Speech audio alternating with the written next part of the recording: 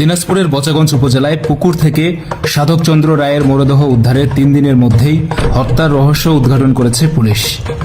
এ ঘটনায় জড়িত মনোদীপ রায় নামে একজনকে গ্রেপ্তার করেছে পুলিশ।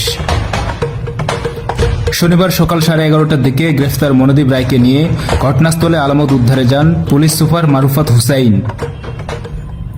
এ সময় মনোদীপ রায়ের দেখানো স্থান থেকে সাধকচন্দ্র রায়ের ব্যবহৃত মোটরসাইকেল এবং হত্যায় ব্যবহৃত বাঁশের লাঠি উদ্ধার করে পুলিশ। এর আগে 25 জুন উপজেলার বেদাহার এলাকার উৎপল রায় বুলু চেয়ারম্যানের মাছের পুকুর থেকে সাধকচন্দ্র রায়ের অর্ধগলিত মরদেহটি উদ্ধার করে পুলিশ। গ্রেফতার মনোদীপ রায় বচাগঞ্জের 2 নং ঈশানিয়া ইউনিয়নের রন্টি গ্রামের তপন কুমার রায়ের ছেলে। টাকা ধারের বিষয়টি মনোদীপ রায়ের পরিবারকে জানানোর ক্ষোভ থেকেই এই হত্যাকাণ্ড বলে জানিয়েছে পুলিশ সুপার মারুফাত হোসেন। মনোদীপ রায়ের মাকে বলছে যে তোর বেটার কাছে টাকা পায়, এই নিয়ে একটু ঝগড়াঝাটি হয়। পরবর্তীতে মনোদীপ রায়কে তার মা বকাবকি করে,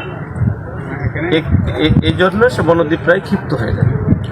গত সোমবার তাকে ডেকে নিয়েছে, ওদের ফোনে কথা হয়, এই জায়গায় তারা উভয়ে আসে রাত আনুমানিক 9টার দিকে। আর এখানে আসে এই যে কেন বলে দিল পরিবারকে, এটি নিয়ে ওদের ভিতরে কথা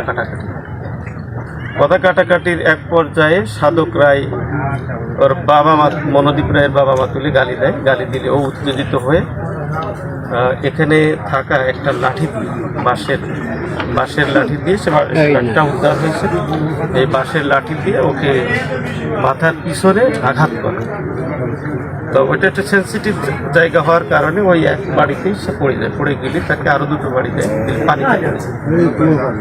তো ওই অবস্থায় ও রেখে ওর ওই সাধক রায়ের যে মোটরসাইকেল এখানে রাখা ছিল, ওই মোটরসাইকেলটা পানিতে ফেলে চলে যায়।